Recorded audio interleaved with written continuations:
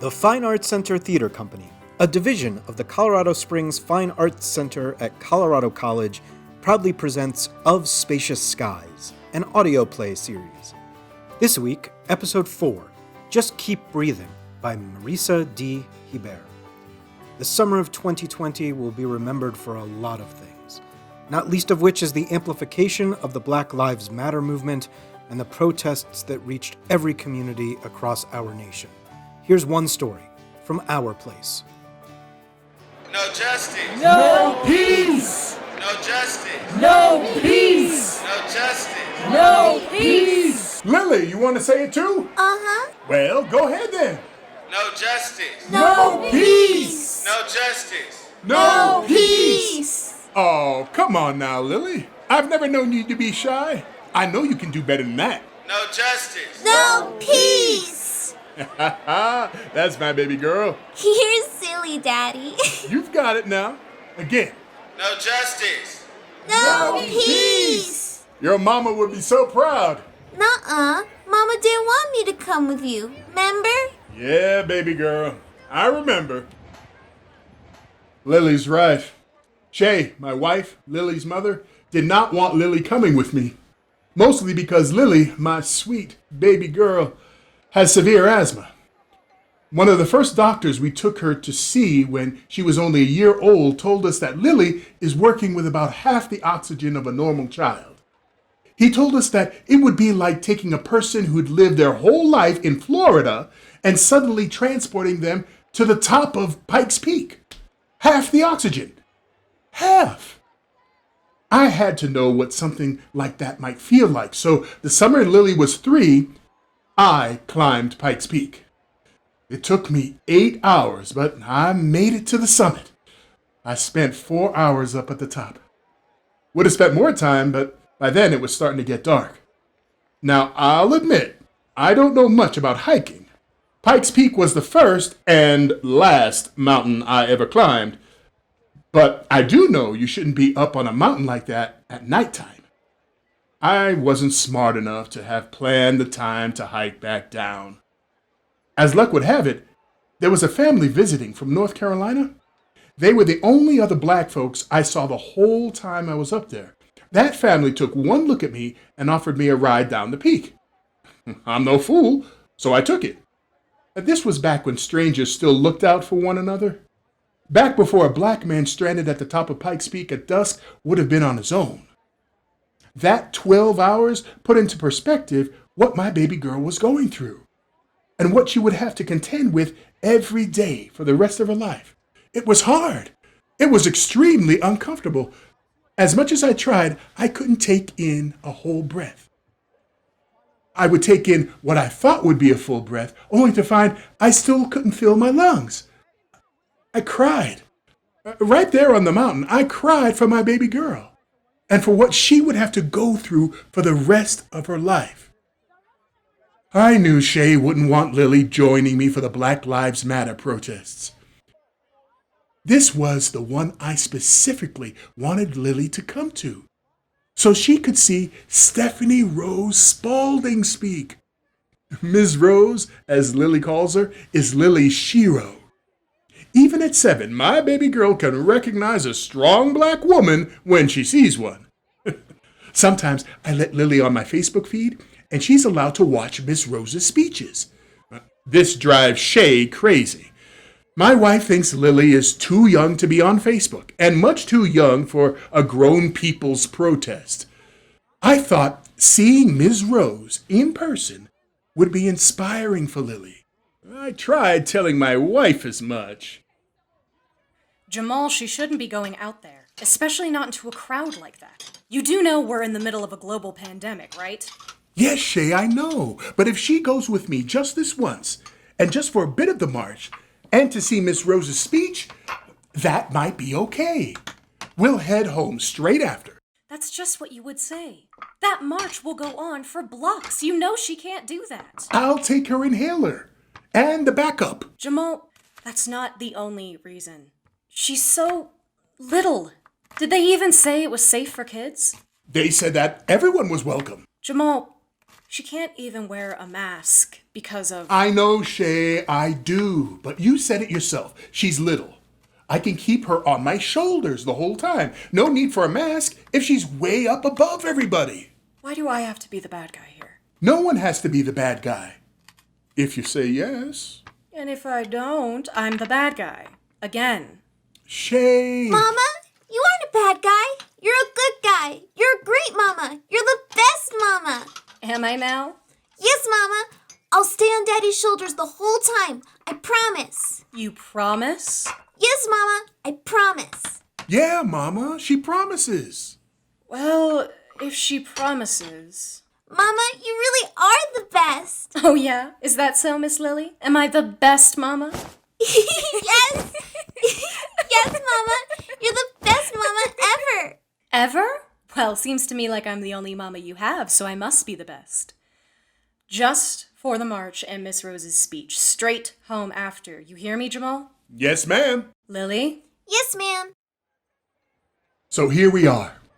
Lily sitting atop my shoulders and me walking down the street, chanting along with my daughter and a few hundred other protesters, making our way to the Capitol building on a beautiful July day. No justice. No peace.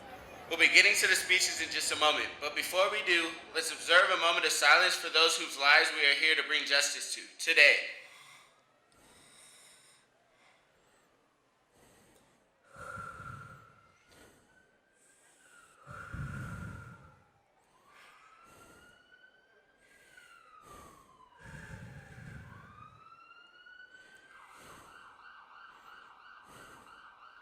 Thank you. Black Lives Matter. Black Lives Matter. Say his name. George Floyd. Say his name. Ahmaud Arbery. Say his name. Devon Bailey. Say his name. Elijah McClain. Say her name. Breonna Taylor. Thank you, brothers and sisters. Now, it is my honor to introduce Reverend Dr. Stephanie Rose Spalding. Reverend Dr. Stephanie Rose Spalding is a pastor of Ebenezer Baptist Church here in Colorado Springs, Associate Professor of Women's and Ethnic Studies at University of Colorado, Colorado Springs, and a former U.S. Senate candidate for the state of Colorado. Give it up for the Reverend Doctor. Lily, can you see her from up there? You need me to get closer? I'm fine, Daddy. I can see everything from up here. There she is. Thank you for returning again and again and again. Daddy? Baby We girl, are day 3 you need your inhaler? here in Colorado Springs. Daddy? I got you, baby girl.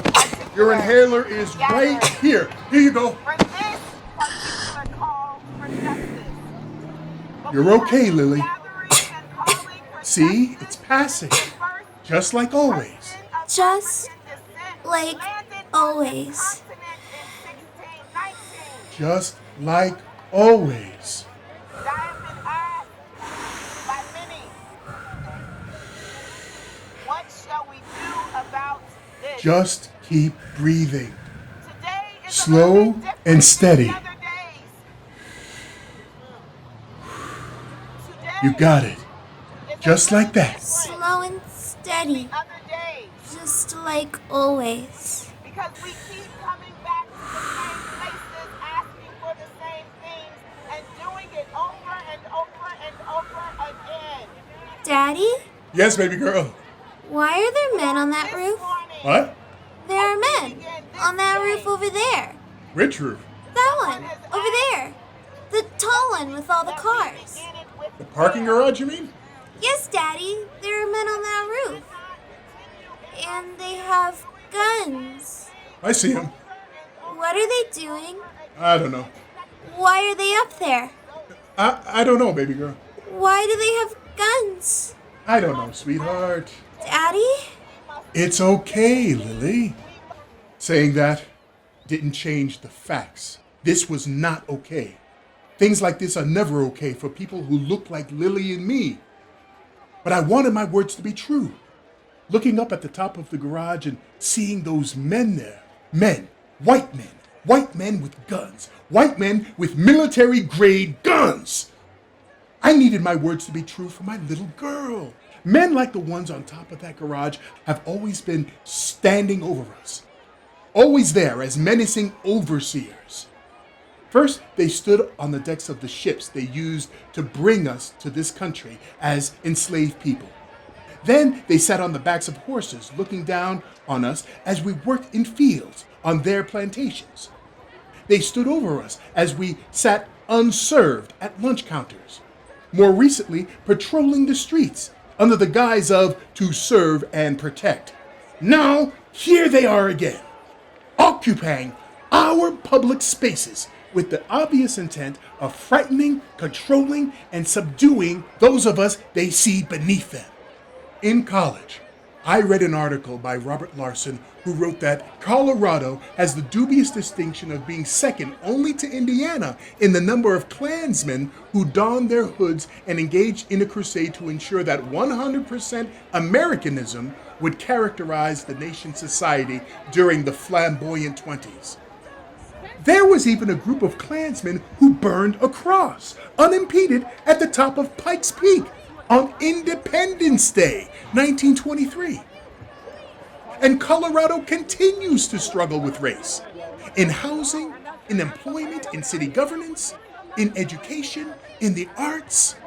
I really didn't think that in 2020 I would see it on such clear display, but there they are, standing in all their white privilege, a gun in their hands and at their sides, standing there blatantly threatening a crowd of unarmed demonstrators. I should have listened to Shay. Lily should have stayed at home.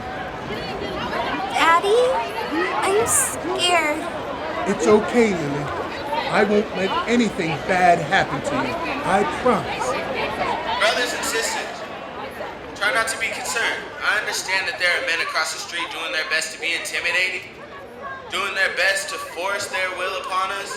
But my brothers and sisters, we're not gonna let them. We're gonna keep on keeping on and let them be. No need for any trouble. Daddy! Whoa, hey, whoa! Careful, man! I've got my daughter with me. You're okay, Lily. I've got you.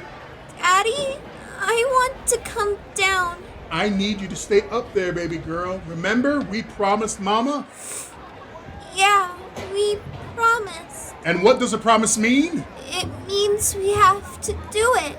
That's right, baby girl. So I need you to be brave and stay up there, okay?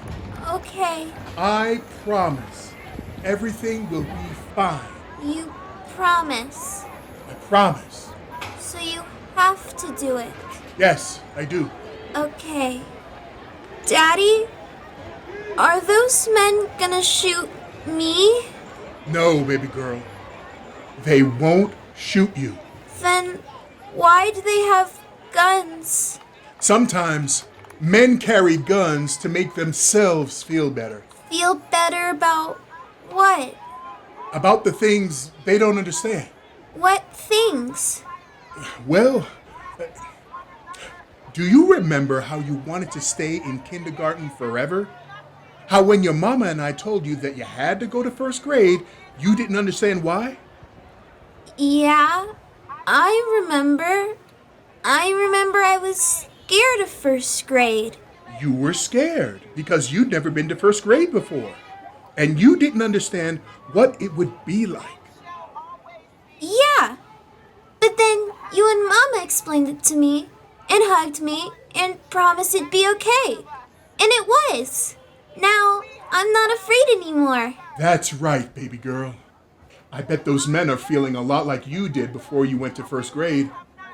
The world is changing around them, and they don't understand the changes. They don't want their world to change, and they don't understand the need to change. Why this world has to change. They need hugs. They just might need some hugs, baby girl. They just might. I bet if their mamas and daddies hug them real tight and explain it to them, they'll be okay. I bet you're right. Lily? Yes, Daddy? Seems like Ms. Rose is wrapping up. What do you say we head home to Mama? Okay. Okay. Wrapping my hands around Lily's small ankles, I walk us back towards our car, taking a last look back at the protesters gathered outside the courthouse. They're a group consisting of people in all shades, sizes, and genders. A group of people coming together to seek justice for people who look like me. Those men are still there, standing on the roof of the parking garage, overseeing the crowd as the chanting and speeches continue. Above them, I can just make out Pikes Peak, towering in the distance. And for a moment, I swear I can see a cross burning on top of the peak.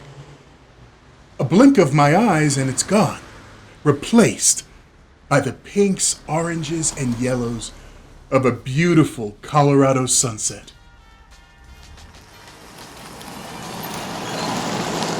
No justice.